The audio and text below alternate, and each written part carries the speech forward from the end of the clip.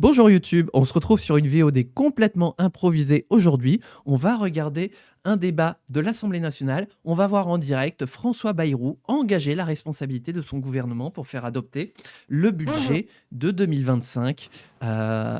Bonjour à tous, la séance est ouverte. Ah, Yael est malade. Après Gérard, c'est Yael.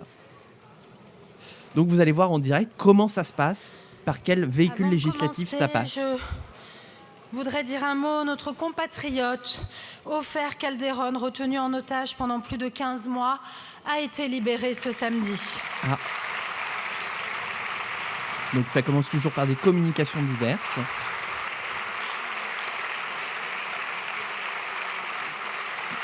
Voilà, donc on a le gouvernement qui est installé. François Bayrou, bah zut, je sais pas qui c'est celui du milieu. Et à droite, Éric Lombard, ministre de l'économie. Exprimer au nom de la représentation nationale le soulagement et la joie que nous ressentons de le savoir désormais libre. Ah oui, Je forme premier degré. le vœu que Ohad Yahalomi, qui est encore détenu à Gaza, puisse lui aussi être bientôt libéré. C'est suite au conflit israélo-palestinien. Tous les Français retenus en otage dans le monde. Et je voudrais que nous ayons une pensée particulière en cet instant pour Olivier Grondeau, ainsi que pour Cécile Colère et son compagnon Jacques Paris, retenus en Iran depuis maintenant plus de 1000 jours. Ah oui, c'est vrai, ça aussi. Et dans des conditions, mais qui sont indignes vraiment. J'ai vu un article là-dessus. L'ordre du jour appelle la discussion sur le rapport de la commission mixte paritaire du projet de loi de finances pour 2025. Et la parole est à monsieur David Amiel, rapporteur de la commission mixte paritaire. Donc ce qu'il se passe, c'est que la commission mixte paritaire, 7 députés, 7 sénateurs se sont mis d'accord sur une version du budget qu'ils vont chacun défendre à l'Assemblée nationale et au Sénat. Mesdames et messieurs les ministres, donc là, c'est le rapporteur qui va parler pour une durée de 5 minutes. Monsieur le rapporteur général du budget, chers collègues, chacun le sait, depuis le mois de janvier, alors que l'Amérique et la Chine se sont lancées dans une guerre économique mondiale, la France est clouée au sol. Les entreprises françaises gèlent les embauches et les investissements. Les services publics tournent au ralenti car ils ne connaissent pas les moyens dont ils disposeront. Les agriculteurs attendent désespérément les mesures d'urgence qui leur ont été promises par cette Assemblée. Ouais, en ce moment, les maires sont en train de voter leur budget 2025 et ils ne savent même pas sur quel budget, qu'est-ce qu'ils vont avoir comme sous de l'État pour fonctionner. Donc, gros bordel dans les mairies. Si l'on veut éviter la sortie de route du pays, tout le monde doit mettre de l'eau dans son vin, car aucun parti ne peut prendre le budget de la France en otage. Cette commission mixte paritaire a donc été un exercice inédit sous la Ve République. Elle s'est tenue, et je tiens à le saluer, dans un climat respectueux et studieux, n'empêchant évidemment pas l'expression légitime des désaccords. Le texte voté au Sénat a été considérablement amendé pour entendre le maximum de sensibilité politique sur tous les bancs du Parlement. Les engagements pris par le Premier ministre j'aurais j'ai cru entendre dans sa ta lettre gueule du 16 janvier ont été fidèlement intégrés, sans coup tordu, sans négociation d'arrière-cour.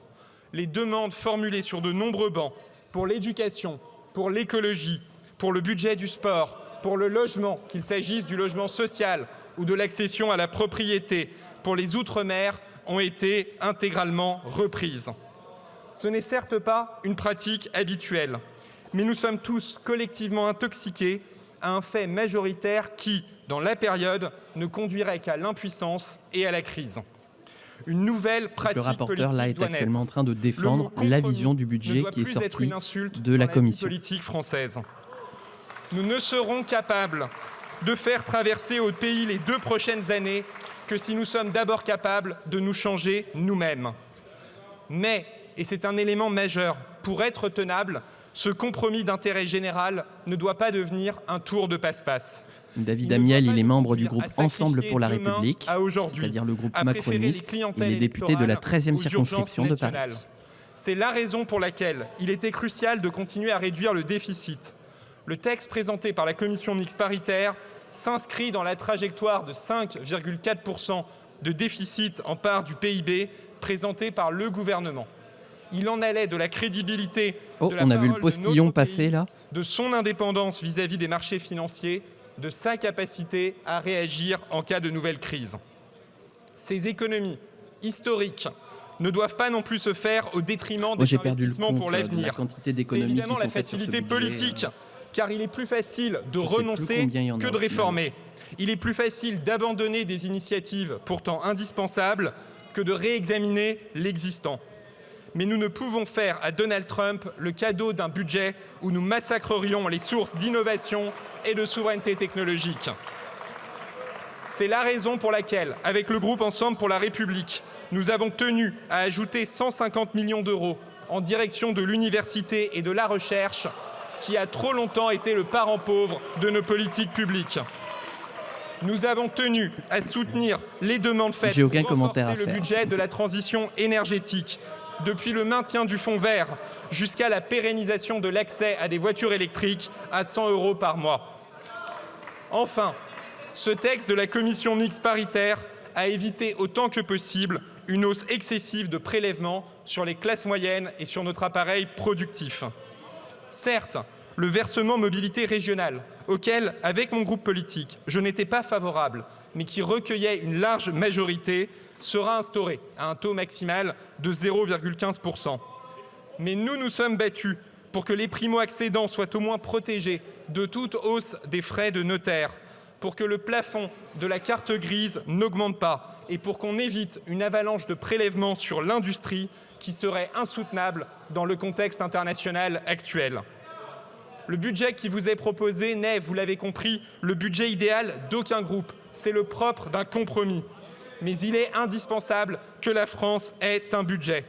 Nous ne pouvons pas, dans ces murs épais, techniquement, on a un budget. la sourde oreille à cette demande qui vient de tout le pays, de toutes les strates de la société, bonjour de tous Lévia les secteurs, et bienvenue il sur est de ce notre stream. devoir d'y répondre. Je vous remercie. On regarde François Bayrou engager la responsabilité de son gouvernement.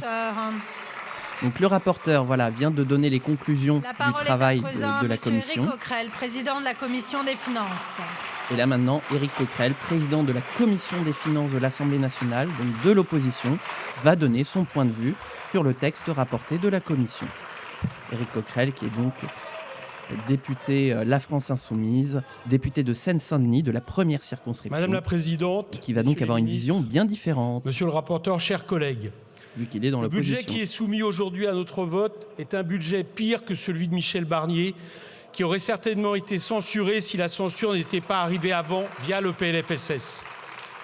Le nouveau Premier ministre soumet en effet aujourd'hui à cette Chambre les conclusions d'une commission mixte paritaire qui aboutirait à un budget encore plus austéritaire et plus nocif pour le pays que ce que projetait Michel Barnier. Eh ben, courage à les toi. Instituts, les institutions les plus autorisées. Je ne sais pas si ça va te faire plaisir, mais les socialistes ont annoncé qu'ils ne censureraient pas le gouvernement. La baisse des recettes. Selon la même donc le gouvernement Bayrou devrait tenir. 60 milliards d'euros manquent dans les caisses de l'État à cause des réformes fiscales entreprises depuis 2017. Et vous prévoyez donc de les abaisser de 6,2 milliards d'euros par rapport à Michel Barnier, ne taxant plus les ultra-riches et les grandes entreprises que sur un an. À l'inverse, en prévoyant des coupes budgétaires supplémentaires de 6,4 milliards d'euros, vous aggravez le problème. L'Observatoire français des conjonctures économiques chiffrait au mois d'octobre que le budget Barnier aura un effet récessif de 0,8 points par rapport au PIB. Votre budget est donc bien davantage austéritaire. Il coûtera donc encore plus cher en termes récessifs. Avec ces 6,4 milliards que vous ajoutez aux coupes de Michel Barnier, on atteint 23,5 milliards de coupes budgétaires de l'État. C'est un record depuis 25 ans. C'est la question, est-ce qu'on considère que ce nouveau budget est un bon budget ou pas un bon budget? Et là, ça dépend de son ancrage politique et de ses convictions. L'écologie, moins 2,6 milliards corrigés de l'inflation. Le logement à périmètre égal, moins 1,5 milliard corrigé de l'inflation. La recherche et l'enseignement supérieur, moins 1,5 milliard corrigé de l'inflation. Et le sport, année post-olympique, moins 197 millions. Et pour atteindre ce chiffre, vous n'avez rien cédé. Car ce qui a été présenté comme de maigres concessions à une partie de votre opposition n'est en réalité que l'arbuste qui cache bien mal la forêt austéritaire. Certes, les crédits de l'agence bio seront maintenus. Beaucoup de coupes budgétaires et aucune augmentation de Le ministère recettes. de l'Agriculture et de l'Écologie verront leur budget amputé de 1,2 milliard supplémentaire par rapport à ce que voulait faire Michel Barnier. Certes, ah oui, là c'est une cure d'austérité pour tout le monde, de ce qui est prévu avec ce budget. 225 millions du budget de l'éducation nationale par rapport à Michel Barnier. Aucun moyen supplémentaire pour la politique de l'eau qui est même rabotée de 100 millions. Et si effectivement on sauve les 2 jours de carence, d'un autre côté, tout le monde sera moins indemnité en termes d'indemnité maladie, ce qui fait 900 millions d'économies pour l'État. Alors, faudrait-il, comme j'ai entendu David Amiel nous le dire encore, laisser passer ce mauvais budget sous peine d'être privé de budget tout court? On connaît la chanson.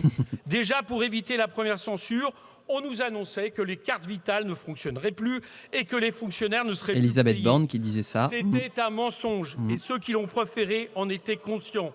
Il y a bien aujourd'hui un budget.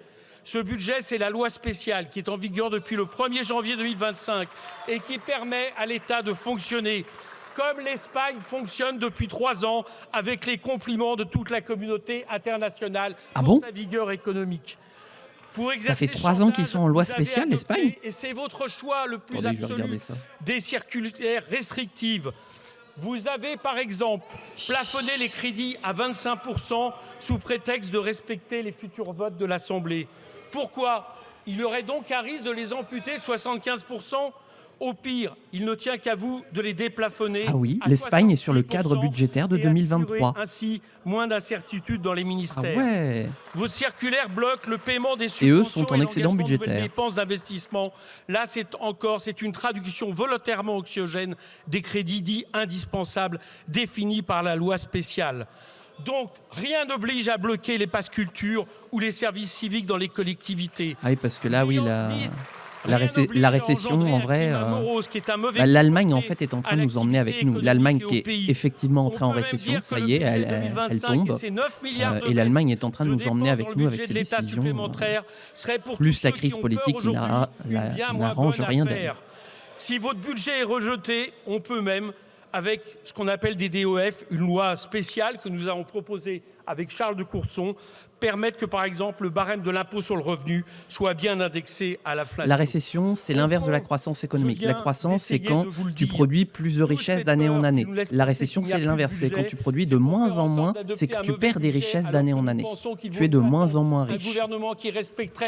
Quand c'est à l'échelle d'un individu, c'est déjà assez galère. Quand c'est à l'échelle d'un État, je te laisse imaginer la catastrophe que c'est. À partir du moment où vous mettez le 49.3, la motion de censure devient pour tout opposant ici la seule façon de s'opposer à un mauvais budget. Je ne te le fais pas dire, Léviathan. Je voterai en tant qu'opposant la motion de censure qui nous sera proposée. Merci.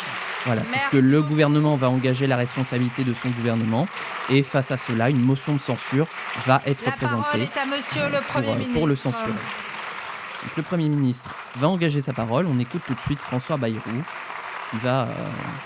Il va dire certainement en des termes moins belliqueux qu'Elisabeth Borne qu'il engage néanmoins la responsabilité de son gouvernement. On s'en souvient d'Elisabeth Borne qui vociférait sur les députés tellement c'était le bordel. Madame la Présidente, Monsieur le rapporteur de la Commission mixte paritaire, Monsieur le Président de la Commission des finances, Mesdames et Messieurs les députés, nous voici à l'heure de vérité. Nous voici même à la semaine de vérité et de responsabilité. Éric Coquerel vient de terminer. Aucun pays ne peut vivre sans budget. Et la France, moins que tout autre. Pour la première fois depuis la fondation de la Ve République, depuis presque 70 ans, notre pays est toujours sans budget au mois de février. L'image de la France, grande démocratie, pilier de l'Union européenne, en sera affectée, mais elle ne serait pas la seule victime. L'action publique est victime puisque nous serions incapables de faire face à ces obligations, de recruter par exemple les magistrats et les fonctionnaires qui ont été prévus. La production est paralysée dans de nombreux domaines. Songez aux agriculteurs, au BTP, à l'investissement. Songez aux foyers. que les taux de fiscalité vont saisir alors qu'ils étaient exonérés jusqu'à maintenant au nombre de presque 500 000 et songez aux 18 millions de foyers fiscaux qui vont être augmentés pour la même raison. Oui, c'est un effet de seuil, puisqu'on est encore avec le barème des impôts de l'année dernière. Or, avec l'inflation, eh bien, du coup, 18 millions de ménages sont concernés par une augmentation de leur impôt. Sans parler même, nous le ferons tout à l'heure, du projet de loi de financement de la sécurité sociale. Telle est la situation Celui qui a fait tomber Michel Barnier. Réelle depuis la censure du gouvernement de Michel Barnier. Depuis le 23 décembre, où ce gouvernement est entré en fonction, nous n'avons pas ménagé nos efforts pour sortir de cette impasse. Nous avons travaillé avec les ministres que je remercie, M. Lombard, Mme de Montchalin et tout à l'heure Catherine Vautrin. Nous avons travaillé avec François toutes les forces Rebsamen, là à politiques. gauche, si je me souviens bien. Tous ont été invités, tous les groupes invités de cette Assemblée ont été reçus et entendus.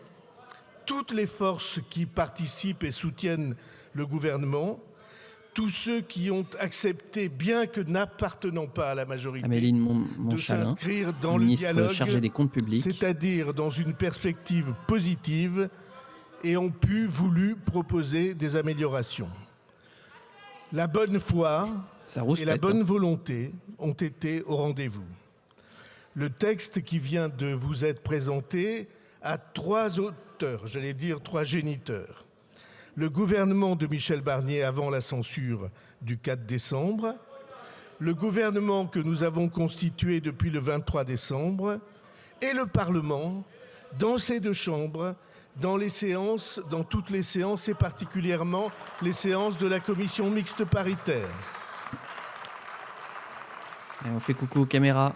Coucou. Ce budget va libérer l'action de l'État et de ses opérateurs jusqu'au montant de 662 milliards d'euros, des collectivités locales jusqu'au montant de 342 milliards d'euros, et nous examinerons tout à l'heure le PLFSS jusqu'au montant de 800 milliards d'euros. Les grands indicateurs de dépenses pour l'année 2025. Par le gouvernement. Le déficit a été limité à 5,4% du produit intérieur brut, en dépit de la correction que nous avons faite pour être fidèles à la transparence et la loyauté, de retenir un taux de croissance à 0,9% et un taux d'inflation à 1,4%.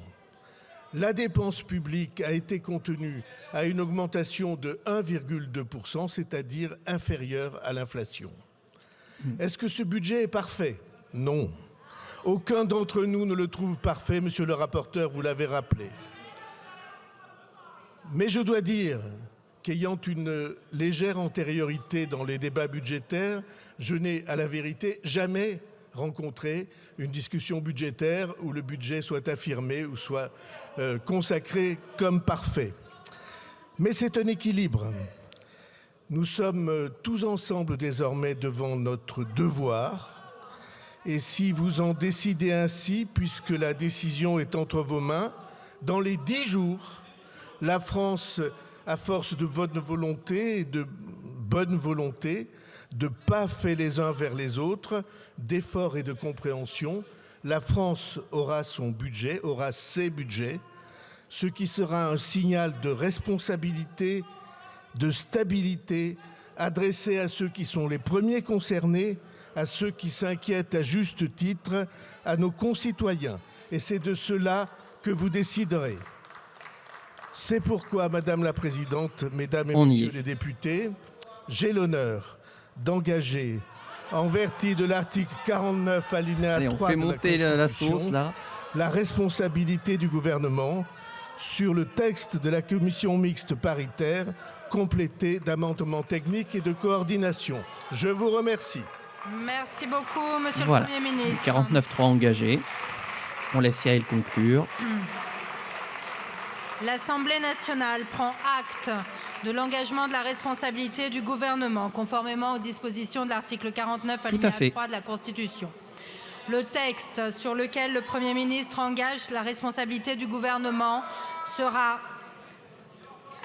sera inséré en annexe du compte-rendu de la présente séance. En application de l'article 155 alinéa 1 du règlement, le débat sur ce texte est immédiatement suspendu.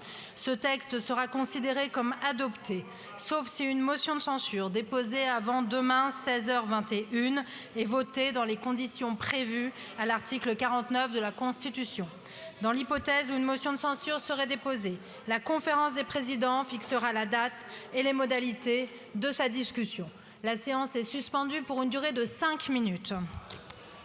Voilà, donc grand moment politique, ça y est. François Bayrou qui vient d'engager la responsabilité de son gouvernement sur le projet de loi de finances 2025, là où Michel Barnier était tombé sur le PLFSS, donc de financement de sécurité sociale. Là, les socialistes ont d'ores et déjà annoncé qu'ils ne censureraient pas le gouvernement. François Bayrou pourrait être en situation de tenir. Ce que j'aime bien avec les explications de Yaël Braun-Pivet, c'est que ça explique bien toute la situation. Le texte est considéré comme adopté, sauf si une motion de censure réunissant la majorité absolue des membres qui composent l'hémicycle, donc 289 députés ou plus, est votée et fait donc tomber le gouvernement. Donc soit le projet de loi passe et le gouvernement reste, soit le gouvernement tombe et le projet de loi avec lui. Mais pour ça, il faut 289 députés. Les trois groupes de gauche, la France Insoumise, la gauche démocrate et républicaine, donc les communistes et les écologistes ont d'ores et déjà expliqué qu'ils allaient soutenir la motion de censure. Les socialistes, eux, ont dit qu'ils ne la soutiendraient pas et nous n'avons pas encore d'informations concernant l'extrême droite de l'Assemblée nationale avec à droite et le Rassemblement national qui n'ont pas encore annoncé s'ils allaient déposer / soutenir une éventuelle motion de censure. Donc il y a de fortes chances que le gouvernement de François Bayrou se maintienne pour qu'il engage sa responsabilité sur le PLFSS qui suivra, donc financement de la sécurité sociale. Et il prévoit d'ailleurs d'autres 49.3 pour faire passer l'intégralité du budget, ce qui corrigera une partie de la crise politique dans laquelle nous sommes actuellement. Je me demande si on ne va pas sérieusement considérer à virer le PS du NFP. Eh bien, si on en croit les acteurs du NFP, là, ça y est, c'est officiel, la rupture est définitivement actée. Le NFP divorce. D'un ménage à 4, il n'est plus composé que d'un ménage à 3, puisque la France Insoumise avait posé comme condition de rester dans le nouveau Front Populaire le fait de voter toute motion de censure déposée par les copains. Voilà, donc comme ils ne soutiennent pas, ils avaient en fait deux occasions de soutenir et de ne pas être exclus. Il y avait la première déposée lors du discours de politique générale de François Bayrou, qui n'a pas été voté par les socialistes. À ce moment-là, la France Insoumise avait dit attention, si vous recommencez, on fait plus colocation, voilà. Et sauf que là, donc, ils vont recommencer. Donc, mets ta vie qu'il y a des bagages, il y a des valises, il y a des cartons qui vont se préparer. Voilà, va y avoir des ruptures, va y avoir de la vaisselle cassée. Mais j'ai envie de dire, on a l'habitude avec les groupes de gauche. Voilà, donc affaire à suivre. Si ça se trouve, mercredi après-midi, l'arithmétique parlementaire me donnera tort, puisqu'au dernier moment, 289 députés vont réussir à voter la motion de censure et François Bayrou va tomber. Mais on avait fait tout à l'heure, parce que je faisais des petits tests, on avait fait un test pour voir ce que ça pourrait donner vraiment sur le scénario le plus favorable. On aurait 276 députés qui voteraient la censure au grand maximum de ce qu'on a calculé, en prenant en compte les 8 socialistes qui avaient voté la censure quand bien même ils ne voulaient pas la voter la dernière fois, et les quelques trublions d'autres groupes qui l'avaient voté aussi. On aurait un maximum de 276 voix qui voteraient la censure, ce qui n'est pas assez pour faire tomber le gouvernement. Les dernières législatives partielles ayant eu lieu, l'hémicycle est plein. Il est complet, puisque avant il y avait quelques sièges vacants qui faisaient baisser mécaniquement la part la majorité absolue. Là, on est bien fixé à 289 députés, donc ça va être d'autant plus difficile à atteindre. Voilà un petit peu la situation politique en ce début de semaine, en ce lundi après-midi. Donc, François Bayrou, que personne ne considérait comme une alternative crédible à Michel Barnier, non seulement parvient à s'imposer, mais en plus est sur le point de résister là où Michel Barnier est tombé. Donc vraiment, moi le premier. Souvenez-vous, je crois que c'est dans les VOD. Je sais plus si c'est dans les VOD ou dans un pré-live, mais j'avais dit, imaginez, je rigole, imaginez, c'est François Bayrou qui est nommé Premier ministre. Ah bah merde, il est nommé Premier ministre. Imaginez, le budget passe. Voilà, donc je vais arrêter de faire des prédictions sur le ton de l'humour parce qu'elles ont tendance à se réaliser. Donc la prochaine fois que je ferai mes oracles, hein, la pitié du Calvados, je les ferai. Mes chers collègues, la séance est reprise. Ah bah Je non, vous mais demande de non. bien vouloir. Merci Yael pour ton intervention. J'avais pas fermé le navigateur, c'est pour ça. Voilà, ça y est. Imaginez, il y a la paix dans le monde. Non mais voilà, on va dire c'est justement l'exception qui confirme la règle. Voilà. Mais imaginez. Et là demain on entend cesser le feu en Ukraine, cesser le feu. Il y a déjà techniquement un cesser le feu en Israël-Palestine, mais voilà. Imaginez demain protocole de paix pour la guerre en Ukraine. Non, je déconne, mais imaginez quand même. Voilà. Bref. J'ai l'air de rigoler comme ça, mais le sujet est extrêmement sérieux, hein, et je ne le prends absolument pas à la légère, hein, puisque ça va faire maintenant 3 ans que la guerre en Ukraine a éclaté. Donc voilà, c'est un sujet on ne peut plus sérieux. Voilà. Mais on se permettait quand même un petit trait d'humour. Donc, je rigolais sur François Bayrou et il est en train de me la mettre à l'envers, on va dire ça comme ça, en prouvant qu'il est capable de rester et d'engager même plusieurs fois la responsabilité de son gouvernement. Puisqu'en fait, pour faire passer le PLFSS à l'Assemblée nationale, il va devoir engager 3 fois la responsabilité de son gouvernement. Or, la rupture entre le NFP et le PS semblant être consommée, j'ai bien l'impression que ce gouvernement est parti pour durer. Durera-t-il jusqu'en 2027 et jusqu'aux élections présidentielles? Là est toute la question. En attendant, il semblerait bien qu'il puisse au moins durer jusqu'à la fin de l'année 2025 contre toutes les prévisions. Et c'est quand même fou ça.